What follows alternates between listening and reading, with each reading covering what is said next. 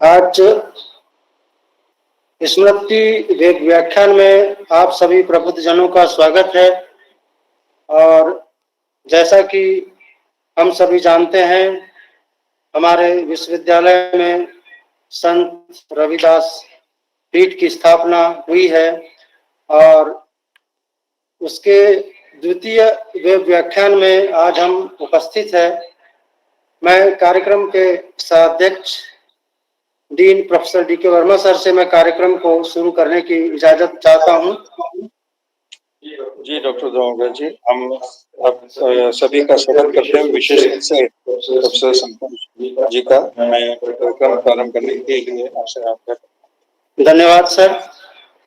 कार्यक्रम में जुड़े सभी प्रबुद्धजनों का मैं हार्दिक स्वागत करता हूं, अभिनंदन करता हूं। कार्यक्रम में हमारे बीच मुख्य वक्ता के रूप में डॉक्टर संतोष भदौरिया, प्राध्यापक हिंदी विभाग, इलाहाबाद केंद्रीय विश्वविद्यालय प्रयागराज उपस्थित हैं। सर, मैं आपका भी अभिनंदन करता हूं, स्वागत करता हूं। आज हम संत रविदास का सामाजिक योगदान विषय पर स्मृति व व्याख्यान कार्यक्रम में सहभागिता कर रहे हैं। संत रविदास, जो कि भारतीय सामाजिक इतिहास में समाज सुधारक के रूप में याद किए जाते हैं। समाज में इनका महत्वपूर्ण योगदान है। रविदास जी ने भक्ति आंदोलन का उत्तर भारत में नेतृत्व किया था। रविदास ने अपने रचनाओं के माध्यम से अपने अनुयायियों, समाज को धार्मिक और सामाजिक संदेश दिया था। संत रविदास उन महान संतों में अग्रणी थे जिन्होंने अपनी रचनाओं के माध्यम से समाज में व्याप्त बुराइयों को दूर करने के लिए भरसक प्रयास किया। उनकी रचनाओं की विशेषता और लोकवाणी का अद्भुत प्रयोग रही है, जिससे जनमानस पर इसका अमिट प्रभाव दिखाई पड़ता है। सामाजिक बुराइयों को दूर करने में संत रविदास का योगदान अमूल्य है। कवि संत रविदास समतामूलक समाज के निर्माण के प्रति हमेशा प्रतिबद्ध रहे। इनके संदेश की प्रासंगिकता आज और अधिक बढ़ गई है। संत रविदास के समय में समाज में आर्थिक विषमता काफी बढ़ी हुई थी। इस समस्या के निवारण के लिए उन्होंने जिस तरह श्रम को महत्व देकर आत्मनिर्भरता की बात की, वे आज भी प्रासंगिक है। मैं कार्यक्रम की अगली कड़ी के रूप में हमारे बीच उपस्थित कार्यक्रम के सहाध्यक्ष डॉक्टर डी के वर्मा, प्रोफेसर एवं डीन सामाजिक विज्ञान संकाय को मैं स्वागत उद्बोधन के लिए सादर आमंत्रित करता हूं। प्रोफेसर डी के वर्मा सर। धन्यवाद डॉक्टर डोगरे जी। आज के इस विशिष्ट व्याख्यान में हमारे विश्वविद्यालय के सादर अनुरोध स्वीकार करते हुए विशिष्ट व्याख्यान देने के लिए उपस्थित आदरणीय प्रोफेसर संतोष भदौरिया जी, हमारे इस कार्यक्रम में जुड़े हुए सभी सम्मानित संकाय सदस्य, हमारे प्रिय शोधार्थी विद्यार्थी और समस्त हमारे अतिथिगण जो कि फेसबुक लाइव और यूट्यूब लाइव के माध्यम से भी इस व्याख्यान माला से जुड़े हैं, आप सभी का मैं डॉक्टर बी.आर. अम्बेडकर सामाजिक विज्ञान विश्वविद्यालय की ओर से हार्दिक स्वागत करता हूं। और आज के इस महत्वपूर्ण विषय पर चिंतन मनन करने के लिए और विशेष रूप से संत रविदास के सामाजिक योगदान पर आदरणीय प्रोफेसर संतोष भदौरिया जी के हम विशिष्ट व्याख्यान को यहाँ पर मार्गदर्शन के रूप में लेते हुए राष्ट्रीय शिक्षा नीति 2020 के अंतर्गत जो हमने हमारे अध्ययन अध्यापन की शैली को, सिलेबस को जो भी हमको पुनर्निर्माण करना है, उसमें मैं विशेष रूप से आग्रह करना चाहता हूं कि हम संत रविदास जी को भी उनका वह स्थान दिला पाएं हमारे सभी कोर्सेस में, जो कि हमारी भारतीय परंपरा संस्कृति जो कि हमारे देश को एक विश्व गुरु के रूप में स्थापित किए हुए था, उसको पुनः वो स्थान दिला पाए। संत रविदास जी का सामाजिक न्याय के प्रति जो योगदान है, सामाजिक न्याय के साथ साथ असमानता और ऊंच नीच के विरोध की जो विचारधारा उन्होंने प्रफुल्लित की है, वो निश्चित रूप से हमें उसको हमारे अध्यापन में अगर हम शामिल करते हैं तो हमारी युवा पीढ़ी समझ पाएगी कि हम भारतीय समाज को किस संदर्भ में देखें और हमारे समाज के निर्माण की दिशा किस ओर होना चाहिए। आज हमारे बीच आदरणीय प्रोफेसर संतोष भदौरिया जी हैं, जो कि हिंदी विभाग के प्रमुख हैं और इलाहाबाद विश्वविद्यालय प्रयागराज में वे अपना योगदान कर रहे हैं। उनका एक विशिष्ट व्याख्यान आज का संत रविदास का सामाजिक योगदान पर जो है, उसमें मैं अपेक्षा करता हूँ हमारे विश्वविद्यालय की ओर से, जो कि देश का पहला सामाजिक विज्ञान का विश्वविद्यालय है, कि हम राष्ट्रीय शिक्षा नीति के क्रियान्वयन में किस प्रकार से हमारे जो महापुरुष रहे हैं, हमारे जो संत रहे हैं, उन्होंने समाज सुधार की जो बात की, वो हमारे समाज की बात की है। क्योंकि हमने अधिकतर पश्चिमी विद्वानों को पढ़ा है, देखा है, उनका समाज एक वर्ग आधारित समाज रहा है और हमारा एक वर्ण आधारित समाज रहा है, जिसकी विशेषताएं बहुत अलग है और इसको बहुत गहराई से हमारे संत गुरु महात्माओं ने, समाज सुधारकों ने समझा है। तो आज हमारे लिए आवश्यकता है कि हम हमारे समाज के निर्माण में उनके योगदानों को बेहतर तरीके से समझें और आज के इस व्याख्यान के माध्यम से हम कुछ ऐसी विशिष्ट अनुशंसाएं को लेकर भारत सरकार और राज्य सरकारों के पास जा सकें कि हम संत रविदास जी को उनका यथोचित स्थान है जो हमारे समाज में, वो भी दिलवा सकें और साथ ही साथ हमारी युवा पीढ़ी को हम उनके योगदानों को और विशेषकर उनका जो सामाजिक योगदान है उससे परिचित भी करा सकें विभिन्न पाठ्यक्रमों में। तो मैं सादर आमंत्रित करता हूं, सनुरोध प्रोफेसर संतोष भदौरिया जी को हमारे विश्वविद्यालय की ओर से आमंत्रित करता हूं। आपका हार्दिक स्वागत है सर, और सादर अनुरोध है कि आप अपना विशिष्ट व्याख्यान हमें संत रविदास के सामाजिक योगदान पर दे के मार्गदर्शित करें। आदरणीय प्रोफेसर संतोष भदौरिया जी।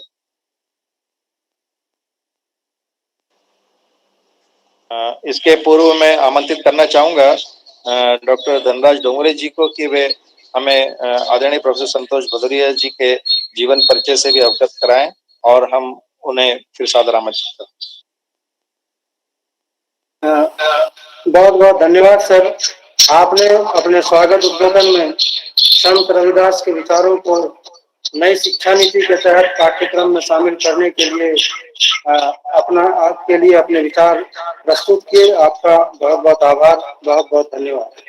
अब मैं कार्यक्रम के मुख्य वक्ता को आमंत्रित करने से पहले मैं आपका यहाँ संक्षिप्त परिचय देना चाहता हूँ। प्रोफेसर संतोष भदौरिया, आप इलाहाबाद केंद्रीय विश्वविद्यालय प्रयागराज में हिंदी विभाग में प्राध्यापक हैं। आप विभाग के अध्यक्ष भी रहे हैं। आपने महत्वपूर्ण कृतियों का प्रकाशन भी किया है, जिनमें अंग्रेजी राज में प्रतिबंधित हिंदी पत्रिकाएं, शब्द प्रतिबंध, बुंदेलखंड का संविधान स्वाधीनता आंदोलन और पत्र पत्रिकाएं, हिंदी की लंबी कविता का कद, अभिव्यक्ति और बुंदेलखंड की पत्रकारिता प्रमुख है। आपने अपनी अनेकों कृतियों का संपादन भी किया है। आपको भारत सरकार के संस्कृति मंत्रालय द्वारा वरिष्ठ फेलोशिप एवं मध्य प्रदेश हिंदी साहित्य सम्मेलन का बागेश्वरी पुरस्कार भी प्राप्त हुआ है। सर, आप सादर आमंत्रित है आज के स्मृति व्याख्यान में मुख्य उद्बोधन के लिए। डॉक्टर संतोष भदौरिया सर।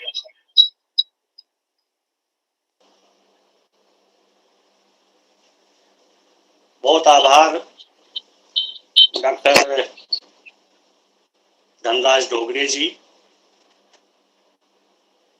सबसे पहले तो मैं आभारी हूं doctor BR Ambedkar university of social sciences का, संत रविदास चेयर का, विश्वविद्यालय की माननीय कुलपति प्रोफेसर आशा शुक्ला जी का, जिन्होंने ये बातचीत करने का मौका मुझे दिया। मैं आभार व्यक्त करना चाहूंगा चांसलर श्री मंगू भाई जी पटेल जी का, और बहुत आभारी हूं प्रोफेसर DK वर्मा जी का, जो कि डीन हैं सोशल साइंसेज के, कुल सचिव श्री अजय वर्मा जी का। विशेष तौर पर आभार व्यक्त करता हूं डॉक्टर धनराज डोगरे जी का, जो इस कार्यक्रम के, इस व्याख्यान माला के संयोजक। इसके साथ ही मैं डॉक्टर कुसुम त्रिपाठी जी का भी आभारी हूं, जिन्होंने संस्थान से मुझे जोड़ा और अपनी बातचीत करने का एक अवसर दिया। संत रविदास के नाम पर इस संस्थान में, विश्वविद्यालय में एक पीठ स्थापित है, ये सुनकर मुझे बहुत खुशी हो रही है। हम सभी जानते हैं कि जो हमारे परंपरागत विश्वविद्यालय हैं, उनसे अलग है doctor B R. Ambedkar university of social sciences. उसके पाठ्यक्रम, उसके जो कोर्सेज हैं, वहाँ की जो कार्यनीति है और समाज को योगदान करने का जो तौर तरीका है, वो निश्चित तौर पर सराहनीय है। और इस संस्थान ने सिर्फ भारत में ही नहीं, दुनिया में अपना नाम रोशन किया है। इसलिए इस संस्थान से जुड़कर अपनी बात कहने का मुझे मौका मिला कि मैं अपनी कुछ बातचीत इस व्याख्यान माला के अंतर्गत रख सकूं। आज का जो विषय निर्धारित किया गया है वो रविदास का सामाजिक योगदान।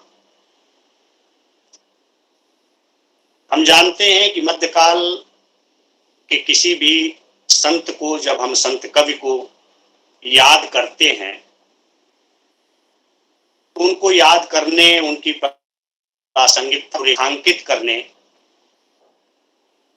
के बहुत सारे पहलू होते हैं।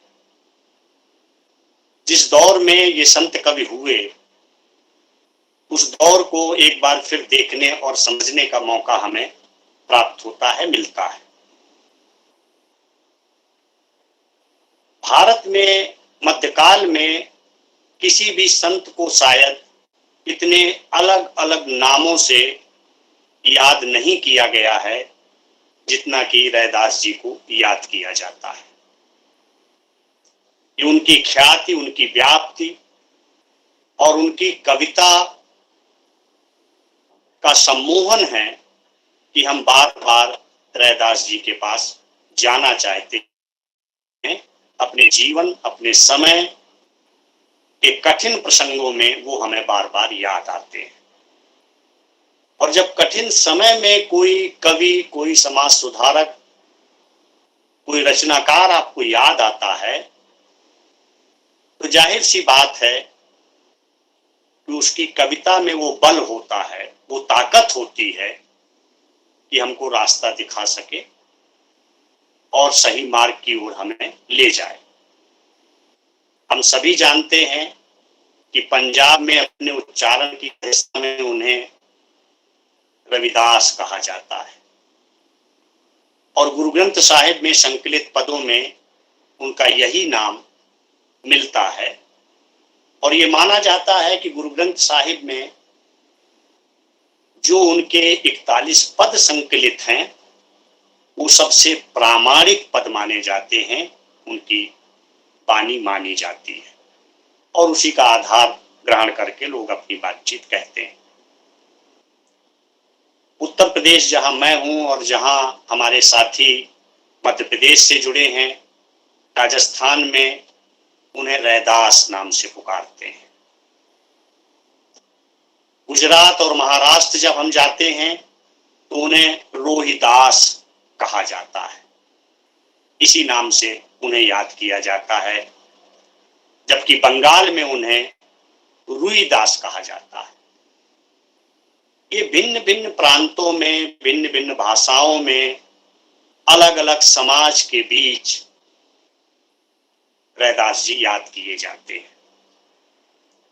पुरानी पांडुलिपियों में आप देखें तो रायादास, रैदास, रेमदास, रौदास, ये सारे नाम मिलते हैं। लोगों ने अपनी अपनी सुविधा, अपनी अपनी बोली बानी अपने अपने जीवन प्रसंगों के आधार पर रैदास जी को ग्रहण किया और अपने जीवन में उनकी कविता को मंत्र के रूप में याद करना चाहा और याद करते हैं।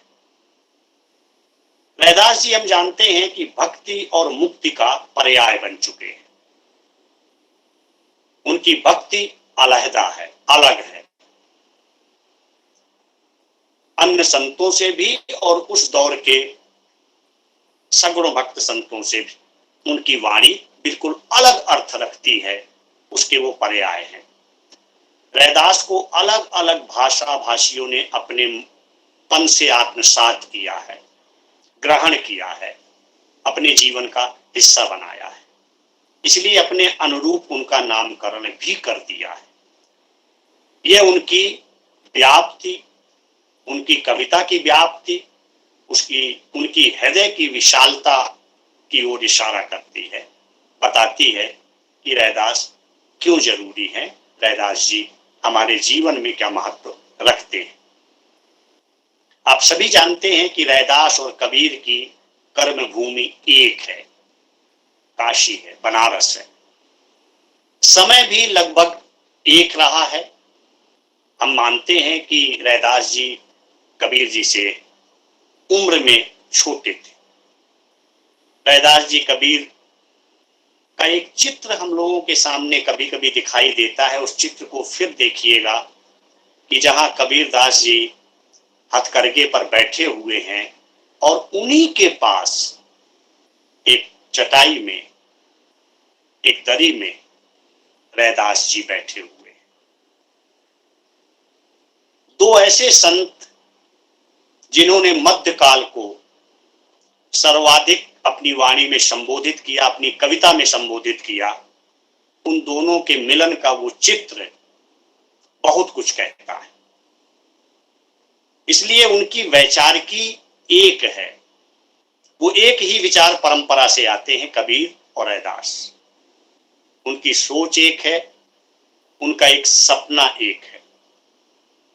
और जितने भी मध्यकाल के संत कवि हुए हैं, उन सभी ने कोई ना कोई सपना देखा है। एक बेहतर दुनिया का सपना, एक समता मूलक समाज का सपना, बंधुत्व और बराबरी का सपना। ये सपना रैदास जी की कविता में मौजूद है। चूंकि साहित्य का विद्यार्थी हूं, इसलिए साहित्य के हवाले से ही कुछ बातें आपके सामने मैं बहुत संक्षेप में रखना चाहूंगा, क्योंकि समय सीमा भी है, उसमें जितनी बात हो सके। हम ये देखते हैं कि हमारी अकादमिक दुनिया में, जैसा कि प्रोफेसर डी.के. वर्मा जी ने भी संकेत किया, कि हमारी अकादमिक दुनिया में रैदास जी की चर्चा बहुत कम होती है। और ये कब होने की चर्चा क्यों कम होती है, इसके अपने कारण हैं। उन कारणों की हमें खोज करनी चाहिए। कबीर हमारे पाठ्यक्रमों में हैं, कबीर पढ़े पढ़ाए जाते हैं, मगर रैदास उस रूप में अभी भी हमारे अकादमिक दुनिया की पाठ्यचर्या में शामिल नहीं हुए हैं। एक हम लोगों के सामने एक सवाल है। मगर मैं देख रहा हूं कि आजकल रैदास की चर्चा हो रही है। उसकी और वजह हैं। बनारस में उनके मंदिर में पहुंचने वालों की तादाद बढ़ रही है, पहुंच रहे हैं लोग। बहरहाल अकादमिक दुनिया और समाज की बेहतरी के लिए यह शुभ संकेत है, यह जारी रहना चाहिए। इसके लिए कुलपति महोदया का एक बार फिर मैं आभार व्यक्त करता हूं कि उन्होंने अपने विश्वविद्यालय में एक पीठ की स्थापना के साथ ये दूसरा व्याख्यान रैदास जी पर रखा है। कबीर और रैदास जी के जन्म और तारीख और माह को गौर से अगर हम देखें, थोड़ा ध्यान दें, तो उनके मिजाज और उनकी कविता की रंगत को समझने में हमें मदद मिलती है। कबीर अपने तेवर में, अपनी वाणी में, अपने कहन में जितने आक्रामक और धार हैं, रैदास जी अपनी कविता में उतने ही सहज, सरल और विनम्र दिखाई देते हैं। ये वो संत कवि हैं जिनकी कविता और जीवन दोनों एक था, यानी जीवन और कर्म में कोई फाक नहीं थी। यही कारण है कि उनकी कविता का जो मिजाज है, उनकी कविता की जो रंगत है, वो समय के जीवन, प्रकृति, पर्यावरण से बहुत मेल खाती है। हम ये मानते हैं कि रैदास जी का जन्म माघ महीने में होने की बात है। उसकी तारीख आदि को लेकर, सन को लेकर, संवत को लेकर के मत भिन्नता है। कुछ वर्षों का आगे पीछे होना उसमें शामिल है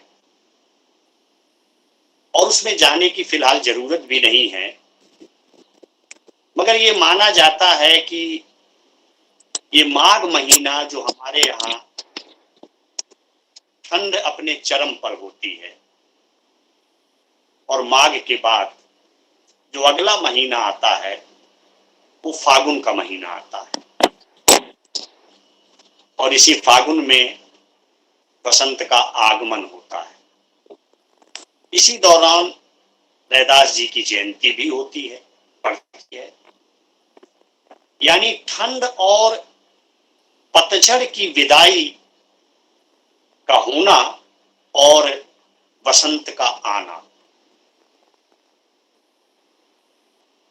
और आप देखिए कि आपकी अनुमति से मैं ये कहना चाहता हूं कि दरअसल रैदास जी की कविता बसंत की कविता है, नए कोपल आने की कविता है, ये आम के बोरा जाने की कविता है, ये फल प्राप्ति की कविता है।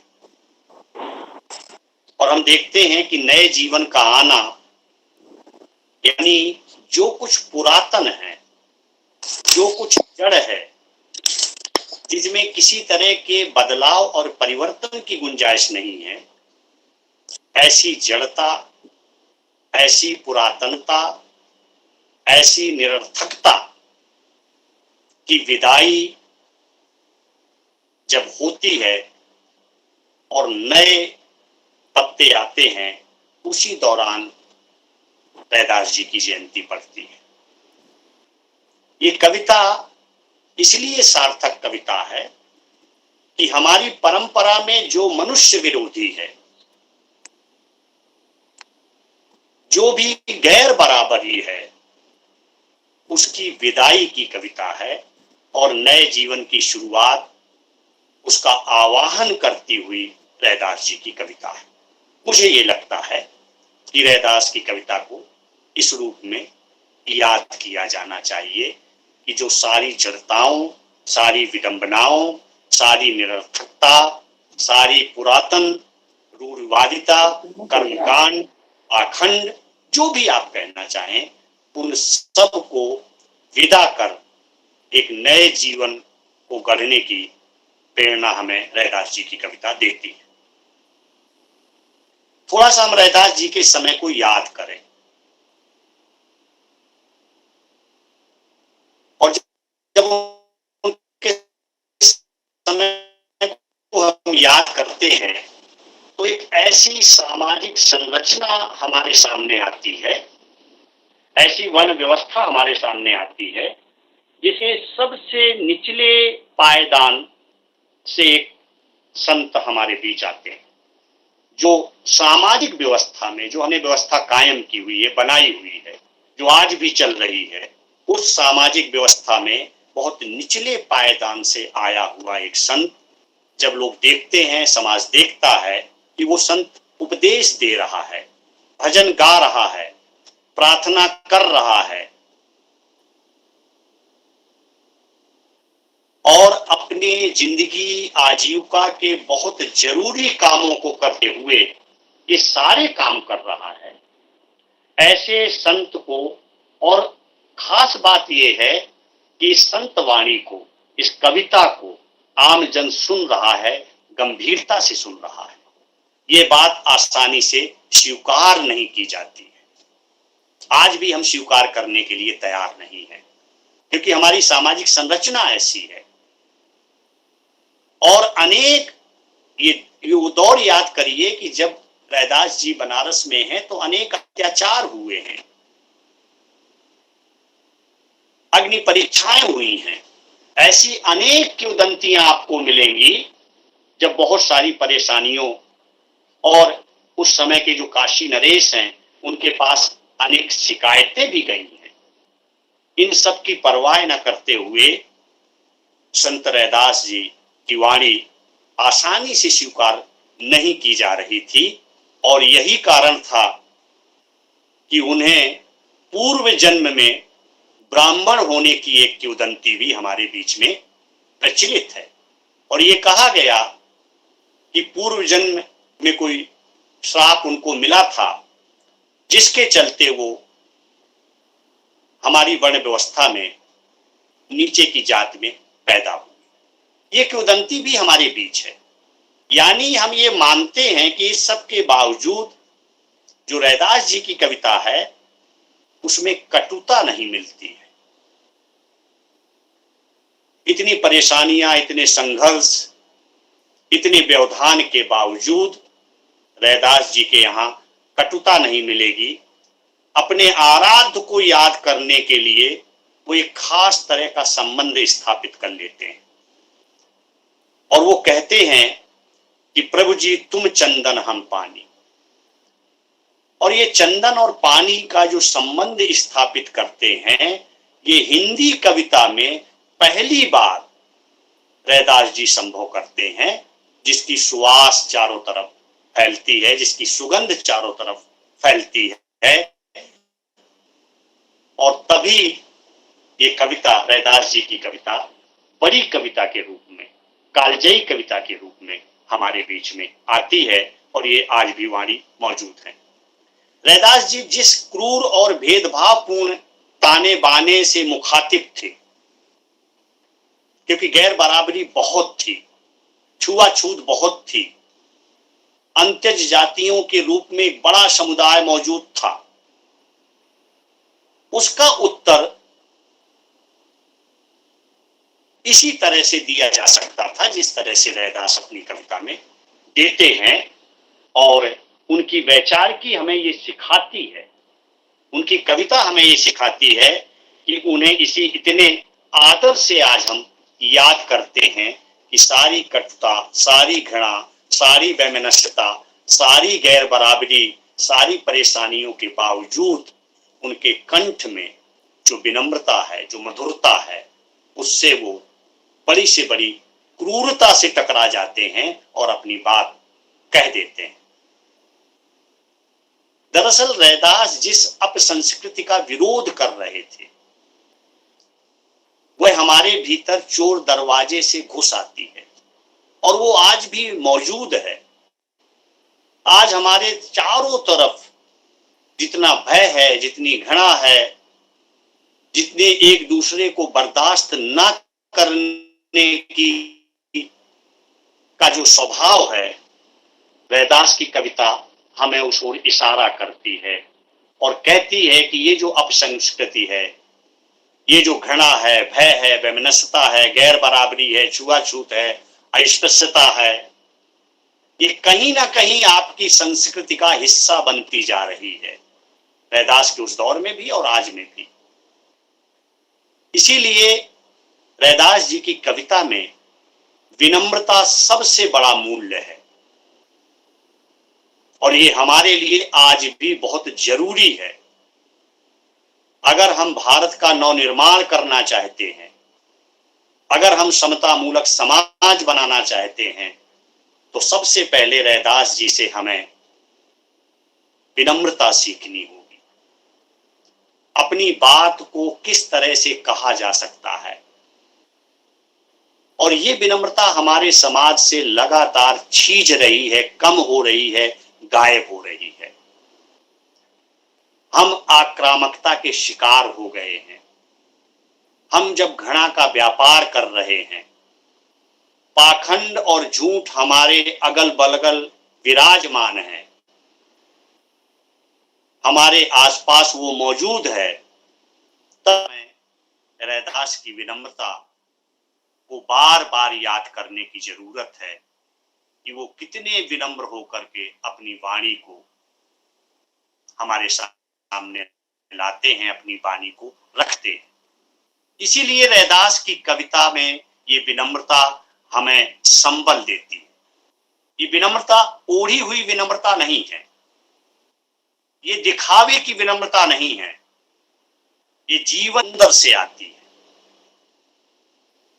ये जीवन के कठिन से कठिन परिश्रम से प्राप्त होती है और इस विनम्रता को पूरी दृढ़ता के साथ रखते हैं। विनम्र होना रैदास जी के यहाँ कमजोर होना नहीं है। विनम्रता से बात कहना कमजोर होकर बात कहना नहीं है। विनम्रता जहां जहां आती है वहां दृढ़ता, मजबूती से अपनी बात वो कहते हैं और अपने जीवन में परख कर कहते हैं। ये उनका अनुभूत सत्य है, अनुभव किया हुआ सत्य है। वो किसी कागज लेखी की बात नहीं करते, वो आखन देखी बात करते हैं। प्रामाणिक ज्ञान है उनके पास, अनुभव सिद्ध ज्ञान है। इससे इस विनम्रता में एक दृढ़ता आती है, मजबूती आती है, जिसकी हमें आज जरूरत है। रैदास जी सामाजिक, आर्थिक और इस तरह के पाखंड के खिलाफ खड़े होते हैं। जो भी धर्म के नाम पर, समाज के नाम पर जितने पाखंड हैं वो खड़े होते हैं। खड़े होने का तरीका अलग है, कबीर का अलग है, रैदास का अलग है। मगर ऐसा नहीं है कि वो पाखंड को नजरअंदाज करते हैं, पाखंड की संस्कृति का विरोध करते हैं। और रैदास जी अपनी कविता में मनुष्यता के पक्ष में खड़े दिखाई देते हैं। वो और मनुष्य होने की कोशिश करते हैं और आपको भी और मनुष्य बनाए जाने की ओर अग्रसर होते हैं, आपको प्रेरित करते हैं। ये बड़ा सामाजिक योगदान है आज जब हम मनुष्यता से दूर जा रहे हैं, मनुष्यता कम हो रही है। तब रैदास जी हमें उस मनुष्यता की याद दिलाते हैं, उस विनम्रता की याद दिलाते हैं। और रैदास जी विनम्रता, मनुष्यता के पक्ष में खड़े होते हैं। तीसरी बात जो मैं इस संदर्भ में कहना चाहता हूं उनके सामाजिक योगदान के संदर्भ में, कि रैदास जी की कविता श्रम की कविता है, मेहनत की कविता है। और भारत की सामाजिक संरचना में हम अगर गौर करें तो ये देखते हैं कि एक बड़ा समुदाय, आबादी, उसका जीवन श्रम पर आधारित है, मेहनत पर आधारित है और वो आज भी ये काम कर रहा है। उसका जीवन श्रम पर टिका हुआ जीवन है और जो जितना श्रम करता है उसे उतना ही छोटा और हीन हमारी सामाजिक संरचना में समझा गया है। ये भी एक सत्य है। इस सत्य को रेखांकित करते हैं रैदास जी अपने समय में, मध्यकाल में, अपनी कविता में, और श्रम की प्रतिष्ठा करते हैं। हमारी वर्ण व्यवस्था में जो जितना श्रम मेहनत से दूर है वो उतना ही प्रतिष्ठित है और उतना ही महान है। जो जितनी मेहनत कम करेगा वो उतना महान है। इस बात को रेखांकित करना ये बहुत महत्वपूर्ण काम था जो रैदास जी कर रहे थे। ये आज भी चलन में है। वह उतना ही प्रतिष्ठित महान है जो मेहनत से जितना दूर है। यानी रैदास जी के समय भी आज की तरह दो तरह की संस्कृतियां मौजूद थी। पहली श्रम जीविता की संस्कृति, मेहनत की संस्कृति, अपना काम करते हुए समाज को योगदान करने की संस्कृति, और दूसरी एक ऐसी संस्कृति जो पसीना नहीं बहाती थी, जो जिसको हम कह सकते हैं कि निकम्मेपन की संस्कृति, वो भी मौजूद थी। बगैर काम किए हुए सब कुछ पा लेना, सब कुछ ग्रहण कर लेना, इसका फर्क रैदास की कविता हमें बताती है। रैदास जी जिस श्रमजीवी समाज से आते थे, उनका स्पष्ट मानना था कि जो श्रम करने के आधार पर उच्च या हीन बताया जा रहा है वह गलत है। उनकी जो साधुता थी, उनका जो साधुपन था, उनका जो संतपन था, वो श्रम की साधुता थी, कर्म की साधुता थी। मेहनत को साधुता का अनिवार्य अंग बनाने की साधुता थी। मूड मुड़ाकर सन्यासी होने की साधुता नहीं थी। ये फर्क रैदास जी कर रहे थे उस दौर में, और आज भी इसको हम पूरी तरह से अपनी संस्कृति में देख सकते हैं कि आज की साधुता किस तरह की साधुता हो गई है। इसलिए भी प्रासंगिक है, इसलिए भी बड़ा योगदान है उनका कि वो एक तरह से कर्म की साधुता को स्थापित करने वाले संत हैं। रैदास जी, उनकी कविता है, इसलिए वो मूड मुड़ाकर साधुता धारण करने वालों को नकारते हैं, उनको खारिज करते हैं। इसलिए उनकी कविता जीवन और कर्म की एकता की बात करती है, और आजकल वो बहुत मुश्किल होता जा रहा है। हमारा जीवन कुछ और है, हमारा कर्म कुछ और है। जीवन और कर्म में ये जो फाक पैदा हो रही है, इससे बड़ी समस्याएं हमारे जीवन में आ रही हैं। इसलिए श्रम को प्रतिष्ठित करने वाली ये कविता जीवन और कर्म की एकता पर भी जोर देती है। आप देखिए, जितने इस तरह के संत हैं, वो कैसे अपना काम करते हुए, हथकरघा चलाते हुए,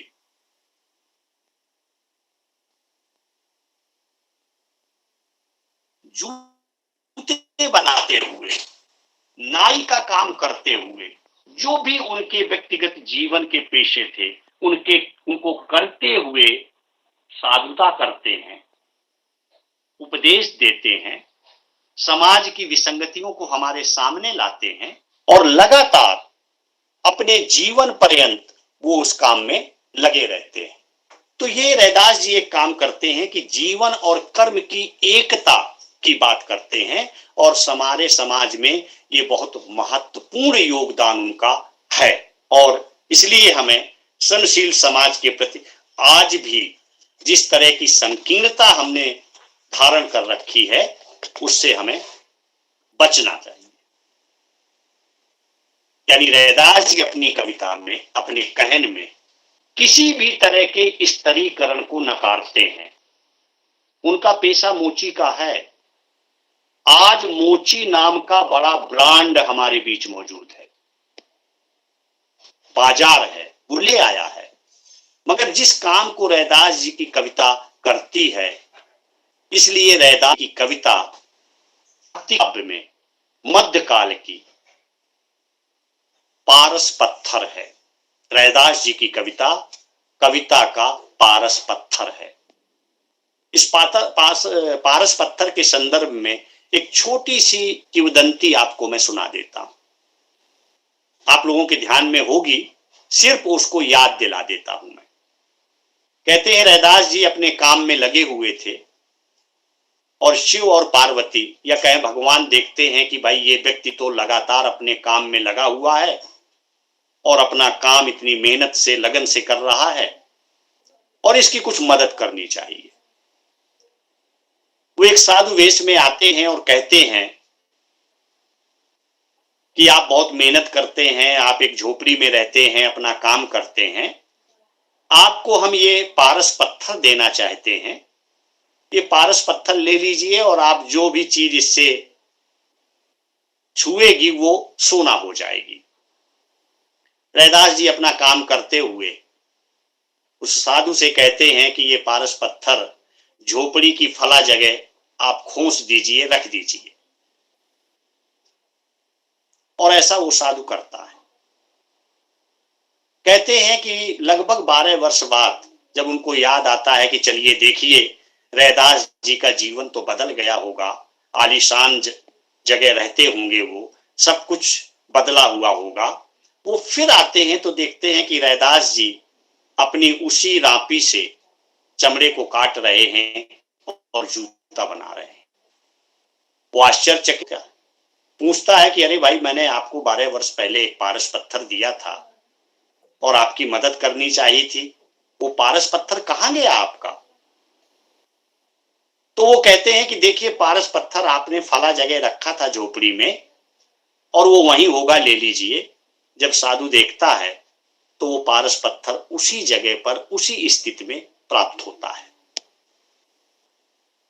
और उसी समय कहते हैं रैदास जी, एक उदंती है कि अपने माथे का पसीना पोंछते हैं और रापी पर जब उसको छुलाते हैं, रापी पर हाथ रखते हैं तो उनकी रापी सोने की हो जाती है और उस रापी को भी वो एक तरफ रख देते हैं। ये जो श्रम से उपजा हुआ पसीना है, निकला हुआ पसीना है, ये संदेश है कि यही पारस पत्थर है। अगर कहीं है तो श्रम के पसीने में वो पारस पत्थर मौजूद है। इसलिए लगातार उस जन की, उस आम जन की, व्यक्ति की हिमायत में खड़े होते रैदास जी। यहाँ पर मेल है जहां पर श्रम है। रैदास के आराध्य राम है। उनकी कविता में श्रम, प्रेम और राम तीन गुथे हुए हैं, अलग अलग नहीं है। जय जय फिरो वहां वहां परिक्रमा है, जहां जहां वो लेटते हैं वहां वहां दंडवत है। उनका जीवन आराध्य को समर्पित है और जो कुछ जीवन कर्म वो करते हैं वो सब पूजा आराधना है। दैनिक जीवन की शुचितापूर्ण जीवन की आराधना है। किसी अतिरिक्त कर्मकांड की या पाखंड की आवश्यकता नहीं है। ये हम सीख सकते हैं कि हम अपने आराध्य को, हम अपने धर्म को किस रूप में माने। धर्म में जहां भी कर्मकांड है, दिखावा है, उसको नकारें। श्रमशीलता, प्रेमशीलता और राम एकाकार हो जाते हैं रैदास जी की कविता में। इसलिए राम और आराध्य से उनका रिश्ता भी बहुत लोकतांत्रिक है। एक खास बात है, महत्वपूर्ण बात है कि आराध्य का, राम का और रैदास का जो रिश्ता है वो लोकतांत्रिक है, बराबरी का है, ऊंच नीच का नहीं है। क्योंकि वो जीवन में, समाज में, दुनिया में बराबरी चाहते हैं, समता चाहते हैं, समतामूलक समाज चाहते हैं। वो कहते हैं कि आप भगवान हैं, ठीक है, आपकी पहचान है, आपकी वजह से भक्त पहचाने जाते हैं, पर ये जान लीजिए कि भक्त की वजह से आप भी पहचाने जाते हैं। भक्त और भगवान एक दूसरे के पूरक हैं रैदास जी के यहाँ, इसलिए कोई छोटा और बड़ा नहीं है। इसलिए जीवन में, कर्म में, भक्ति में, ज्ञान में वो बराबरी की बात करते हैं और ये बराबरी रैदास जी के यहाँ उनकी कविता में मौजूद है। इसलिए रैदास जी की जो कविता है वो लोकतंत्र की कविता है। और जब हम कहते हैं कि लोकतंत्र की कविता है तो उसमें भरपूर लोकतांत्रिक संवेदना भी है। वो कहते हैं कि मेरे राम का रंग मजीठ है, मेरे राम का रंग मजीठ है। एक पौधा होता है जिसका फूल लाल रंग का होता है और आप जानते हैं कि एक समय था जब इन फूलों से ही रंग बनाया जाता था। वो राम का रंग बताते हैं कि मेरे राम का रंग मजीठ है। और इसी नाम से अभी एक बहुत महत्वपूर्ण संग्रह आया हुआ है गुरु ग्रंथ साहिब में, जो 41 पद संकलित हुए हैं रैदास जी के, उनका भावानुवाद खड़ी बोली में BHU में बनारस हिंदू यूनिवर्सिटी के प्रोफेसर सदानंद शाही जी ने बहुत अच्छे तरीके से उनका भावा अनुवाद किया है और वो मेरे राम का रंग मजीठ है नाम से हमारे बीच में आ चुका है। वो अद्भुत कविताएं हैं और हमारे युवा पीढ़ी के लिए, हमारे आज के समय के लिए वो पढ़ी जानी चाहिए। इसलिए वो जो खड़ी बोली में भावानुवाद हुआ है वो हमारी आज की कविता लगती है और समझ सकते हैं कि रैदास जी हमारे बीच। रैदास जी कहते हैं कि राम आराध्य पर किसी की इजारेदारी नहीं है, जो राम को ईमानदारी से भजेगा राम उसी का है। वो किसी भी तरह के मठ मंदिर मस्जिद को इनकार करते हैं। वो कहते हैं राम आपके जीवन में है, आपके आसपास है, किसी की इजारेदारी नहीं है। वो कहते हैं किसी के बाप का राम नहीं है, साफ कहते हैं। कर्म कांड से ईश्वर को प्राप्त करने की जितनी विधियां प्रचलित हैं उनका नकार, उनकी अस्वीकृति रैदास की कविता में मौजूद है। इसलिए राम का अभिज्ञान अगर आपको हो गया, राम का ज्ञान हो गया, तो सारे कर्मकांड बेकार हैं। वो कहते हैं कि दही आप मथते हैं तो उससे मक्खन निकालते हैं, और मक्खन जब निकल आता है तो उसको बाद में मथने रहने का कोई कारण नहीं होता है, क्योंकि उसको बाद में मथेंगे तो अनावश्यक कार्य करेंगे आप। इसलिए वो कहते हैं कि दही मथने पर मक्खन निकल आया, उसके बाद उसको मथते जाना मूर्खता है। इसलिए रैदास के जो राम हैं, जो आराध्य हैं, वो ज्ञान के पर्याय हैं। सत्य का अभिज्ञान ही राम है। सत्य को जान लिया, ज्ञान हो गया आपको, इसके बाद किसी और चीज की जरूरत नहीं है। राम किसी की निजी संपत्ति नहीं है। रैदास के राम सबके लिए उपलब्ध हैं, सहज सुलभ हैं। रैदास कहते हैं मेरे पास सिर्फ राम की पूंजी है, मैं राम नाम का व्यापारी हूं और मैंने उसी धर्म को, राम नाम को लादा हुआ है। और जो लोग कर्मकांड कर रहे हैं, जो दूसरी चीजों में लगे हैं, दरअसल उन्होंने राम को नहीं लादा, उन्होंने विषय को लादा है। विषयी हो गए हैं, घूम रहे हैं। मैंने तो श्रम और प्रेम रूपी राम का व्यापार किया है और उसी को लिए घूम रहा हूं। हमारी जो धर्म साधना है, हमारी जो पद्धति है, उसमें बहुत सहज सरल आराध्य की उपासना का मार्ग प्रशस्त करते हैं। और अगर हमारे जीवन में यही पद्धति आ जाए और यही आ जाए कि हम जब चलते हैं तो परिक्रमा कर रहे हैं, दंडवत हैं तो प्रणाम कर रहे हैं, लेते हैं तो प्रणाम कर रहे हैं, ये भाव अगर हमारे जीवन में आ जाएगा तो शायद किसी कर्म कांड की जरूरत हमें नहीं रह जाएंगी। ये भी एक बहुत बड़ा सामाजिक संदेश है जो रैदास की कविता देती है। हम बहुत सारी बुराइयों से दूर हो जाएंगे, बहुत तरह के शोषण से मुक्त हो जाएंगे और धर्म में एक बराबरी की दुनिया और संसार को रचने पड़ेंगे। दो बातें और करके अपनी बात को मैं खत्म करूंगा बहुत संक्षेप में। रैदास जी वैकल्पिक दुनिया की बात करते हैं। हर एक कवि का, कविता का एक सपना होता है। हम में, आप में भी एक सपना है, हम भी सपने देखते हैं। हालांकि आजकल की पीढ़ी ने, आजकल हम लोग सपने कम देखते हैं। सपने देखने चाहिए, सपना छोटा हो या बड़ा हो, आपके पास एक अदद सपना होना चाहिए। वो जिंदगी का सपना है, समाज में काम करने का सपना है, समता का सपना है, बंधुत्व का सपना है, प्रेम का सपना है, प्रेम को फैलाने का सपना है, होना चाहिए। उसके बगैर जिंदगी नहीं चल सकती। रैदास एक सपना लेके आते हैं, वैकल्पिक दुनिया का सपना। कवि और कविता हमेशा से ये काम करती रही। ये सपना बेहतर दुनिया का सपना होता है।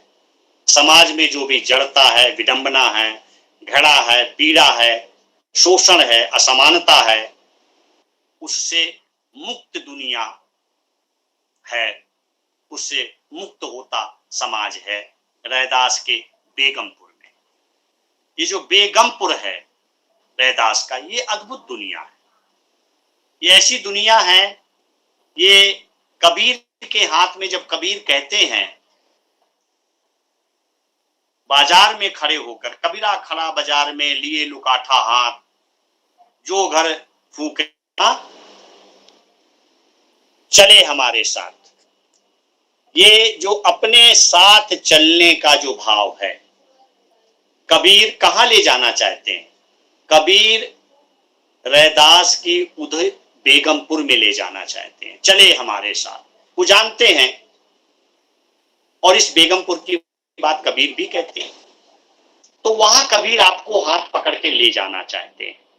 रैदास का जो बेगमपुर है, जहां भेदभाव नहीं है, बंधन नहीं है, हर तरह की संपन्नता है, सब नागरिक अव्वल दर्जे के हैं, कोई दोयम दर्जे का नहीं है, कोई कमतर नहीं है, ऊंच नीच नहीं है, जन्म, अर्थ, वर्ण, वर्ग, जेंडर के आधार पर कोई भेदभाव नहीं है, जो आज बहुतायत में हमारे बीच में मौजूद है। रोज देखते हैं, हर तरह का भेदभाव देखते हैं। रैदास के बेगमपुर में ये नहीं है, जबकि आज भी ये बीमारी हमारे समाज से दूर नहीं हुई है, होती दिख भी नहीं रही। इसलिए रैदास जी के पास हमारे समाज का एक वैकल्पिक प्रस्ताव है, जहां प्रेम है, समता है, सद्भाव है, बंधुत्व है, बराबरी होगी इस बेगमपुर में। और जो बराबरी का भाव रखेगा, जो समता का भाव रखेगा, वही बेगमपुर का नागरिक हो सकता है। किसी और को वहां प्रवेश नहीं है। वे कहते हैं कि वही हमारा मीत हो सकता है जो बराबरी को नकारता हो, जो समता का, बंधुत्व का पालन करता हो। वे कहते हैं और अपनी पक्षधरता तय करते हैं रैदास जी। रैदास से तभी मित्रता हो सकती है, उनकी कविता के पास हम इसी मैत्री भाव से जाएंगे, हम इसी मित्र भाव से जाएंगे, हम उतनी ही विनम्रता से जब रैदास की कविता के पास जाएंगे, रैदास जी के पास जाएंगे, तभी रैदास जी से हमें कुछ हासिल हो सकता है। हम सारे पाखंड, कर्मकांड, झूठ, वैमनस्यता, छुआछूत, इन भावों को धारण करते हुए अगर रैदास की कविता के पास गए तो उनके कपाट हमें बंद मिलेंगे। इसलिए मित्रों, ये कपाट खोलने की जरूरत है, उनके कविता के पास मैत्री भाव से जाने की जरूरत है, तभी हमें कुछ हासिल हो सकता है। अपनी बात उनकी ही एक कविता से समाप्त करना चाहता हूं। जिस बेगमपुर का मैंने जिक्र किया, जिसकी बात की, वो बेगमपुर कविता उनकी अभिज्ञ कविता है। और मैंने कहा कि मेरे राम का रंग मजीद है, प्रोफेसर सदानंद शाही जी की जो पुस्तक है, उसका जो भावानुवाद है वो मैं आपके सामने पढ़ता हूं। और मैं ये मानता हूं कि दुनिया अगर रैदास के बेगमपुर जैसी दुनिया होगी, वो दुनिया का एक सपना है, और हम सब मिलकर के ये कोशिश कर सकते हैं कि रैदास की वो दुनिया कायम हो, रैदास जी का जो सपना है वो पूरा हो। कविता है, मेरा शहर बेगमपुर, यहाँ न दुख है न दुख की चिंता, न माल है न लान की फिक्र, न खौफ न खता न गिरने का भय। मुझे मिल गया है ऐसा खूबसूरत वतन, जहां खैरियत ही खैरियत है। मजबूत और मुकम्मल है यहाँ की बादशाहत, यहाँ न कोई दोयम है न तेयम, सब अव्वल हैं यहाँ। आबोदाना के लिए मशहूर ये शहर अटा पड़ा है दौलतमंदों से, जिसे यहाँ भावे वहां जावे, नहीं है कहीं कोई रोक टोक। ये दुनिया अगर हम कायम कर सकते हैं, ये समाज अगर हम कायम कर सकते हैं, और मैं समझता हूं कि आपके विश्वविद्यालय की ये पीठ और डॉक्टर धनराज डोगरे जैसे युवा साथी, प्रोफेसर डी.के. वर्मा जी जैसे जो डीन और प्रोफेसर्स हैं, और प्रोफेसर आशा शुक्ला जी कुलपति हैं, ये सब मिलकर के अगर प्रयास करेंगे तो हम 2-4 कदम ही सही रैदास के उस सपने के पूरा करने की ओर आगे बढ़ सकेंगे। आप सबका एक बार पुनः मैं बहुत आभार व्यक्त करता हूं और दिल की गहराइयों से धन्यवाद देता हूं। नमस्कार। बहुत बहुत धन्यवाद सर। आपने संत रविदास पर अपना एक सारगर्भित व्याख्यान प्रस्तुत किया है। आपने कहा कि संत रविदास एक बेहतर दुनिया का सपना देखते रहे हैं और हमारी अकादमिक दुनिया में रविदास जी की चर्चा कम ही होती है। कबीरदास जी पाठ्यक्रम में तो पढ़ाए जाते हैं, परंतु संत रविदास के जो विचार है पाठ्यक्रमों में अभी शामिल नहीं है। इस पर ध्यान देने की आवश्यकता है। मध्यकाल की सामाजिक व्यवस्था के बारे में भी आपने महत्वपूर्ण रूप से जिक्र किया है कि किस प्रकार से स्तरीकरण वाली जो व्यवस्था रही है, भेदभाव वाली जो व्यवस्था रही है, उसके बीच में संत रविदास के जो विचार बड़े ही प्रासंगिक रहे हैं और समाज को एक दिशा देने का कार्य संत रविदास के विचारों ने किया है। संत रविदास की जो कविता है उसको उसमें विनम्रता ही सबसे बड़ा मूल्य है। इस बात पर आपने जोर दिया। संत रविदास जो है एक समतामूलक समाज की स्थापना करना चाहते थे। इस संदर्भ में भी आपने अपने विचार रखे। आपका बहुत बहुत धन्यवाद सर।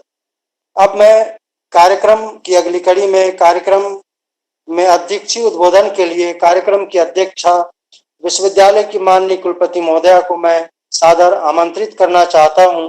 आपके कुशल मार्गदर्शन में, आपके कुशल नेतृत्व में हम निरंतर प्रगति के पथ पर अग्रसर हैं। आपसे पुनः निवेदन है कि स्मृति व व्याख्यान के इस अवसर पर हमें आशीर्वचन प्रदान करें। माननीय कुलपति महोदया।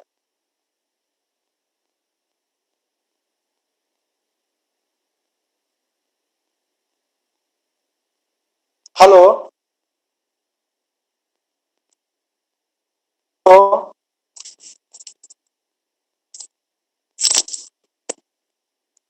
Hello hello hello hello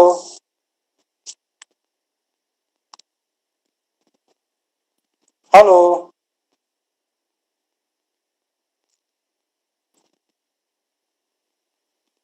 hello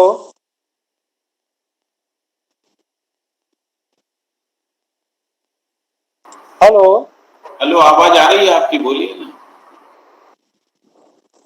hello sir, आवाज आ रही है? बिल्कुल आवाज आ रही है, आप बोलिए। जी जी। अब मैं अध्यक्षीय उद्बोधन के लिए विश्वविद्यालय की माननीय कुलपति महोदया को सादर आमंत्रित करना चाहता हूं। आपके कुशल मार्गदर्शन में, आपके कुशल नेतृत्व में हम प्रगति के पथ पर निरंतर अग्रसर हैं। आपसे पुनः निवेदन है कि स्मृति व व्याख्यान के इस अवसर पर हमें आशीर्वचन प्रदान करने का कष्ट करें। माननीय कुलपति महोदया।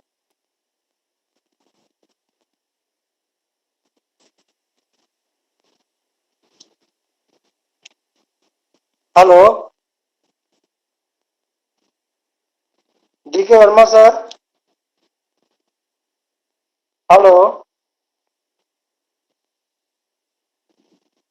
डी.के. वर्मा सर। जी जी। सर अध्यक्ष उद्बोधन के लिए सर आप सादर आमंत्रित है। धन्यवाद धन्यवाद डॉक्टर डोंगरे जी। आज का ये विशिष्ट व्याख्यान जो हमारे बहुत ही सम्माननीय और प्रबुद्ध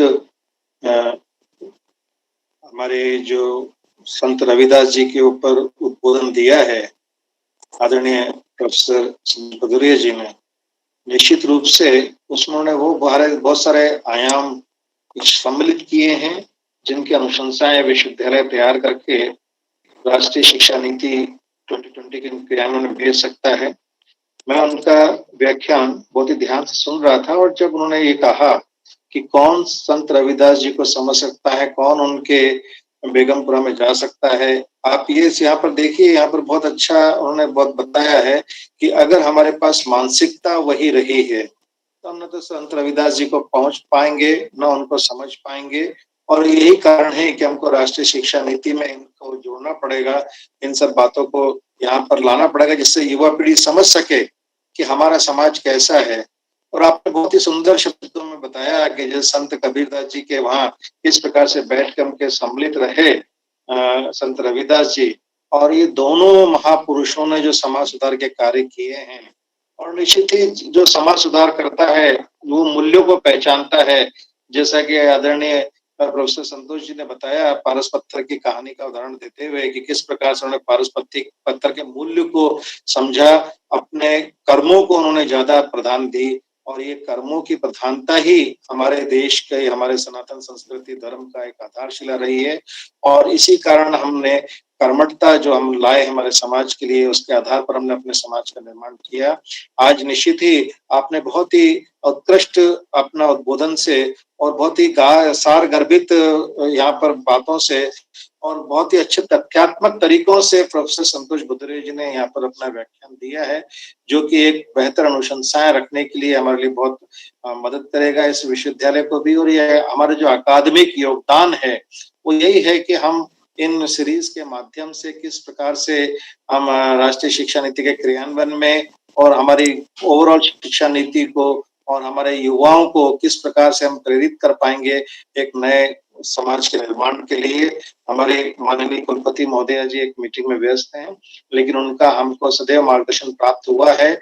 और जैसा कि आदरणीय प्रोफेसर संतोष बुधरे जी कह रहे थे, आदरणीय डॉक्टर कुसुम त्रिपाठी जी हमारे लिए बहुत यहाँ पर एक बहुमूल्य रिसोर्स हैं, जिन्होंने एक सेतु के रूप में काम किया है। तो निश्चित रूप से हम उनके प्रति भी आभारी हैं कि उन्होंने हमको जो एक सेतु बांधा है हमारे माननीय कुलपति महोदय ने, आदरणीय डॉक्टर कुसुम त्रिपाठी जी ने और डॉक्टर धनराज डोंगरे जी ने, कि हमको एक बहुत ही गहराई से अध्ययन करने वाले एक हम अध्येता का यहाँ पर प्रोफेसर संतोष भदौरिया जी का एक उत्कृष्ट व्याख्यान सुनने को मिला है। हम बहुत बहुत आभारी हैं सर आपके, और आपने बड़े अच्छे सुंदर शब्दों में और बड़े सारगर्भित शब्दों में और साथ ही आपने बहुत ही उचित उदाहरण देते हुए हमको हमारे सारे युवाओं को समझाने का प्रयास किया है कि संत रविदास जी का सामाजिक योगदान किस प्रकार से रहा है, वो किस प्रकार से हमारे प्रेरणा का स्रोत है। मैं विश्वविद्यालय की ओर से आपका बहुत बहुत आभार व्यक्त करता हूँ सर, और निश्चित रूप से हमें भविष्य में भी आपका मार्गदर्शन मिलता रहेगा, और हम बोर्ड ऑफ स्टडीज के माध्यम से और इस संत रविदास चेयर के जो अनेक गतिविधियां होंगी उसमें आपका सदैव मार्गदर्शन को प्राप्त होगा। इन्हीं सब आशा और शुभकामनाओं के साथ मैं डॉक्टर धनराज जी आपको बहुत बहुत धन्यवाद देता हूं कि आपने एक अच्छा यहाँ पर उद्बोधन संत रविदास जी चेयर के अंदर करवाया है। जी बहुत बहुत धन्यवाद सर आपके अध्यक्षीय उद्बोधन के लिए और आपके प्रोत्साहन के लिए। हम आपके मार्गदर्शन में और भी आगे बढ़ते रहेंगे। अब मैं कार्यक्रम की अंतिम कड़ी में धन्यवाद ज्ञापन के लिए विश्वविद्यालय के कुलसचिव महोदय डॉक्टर अजय वर्मा सर को आमंत्रित करना चाहता हूं कि वे इस कार्यक्रम के अवसर पर धन्यवाद ज्ञापित करें।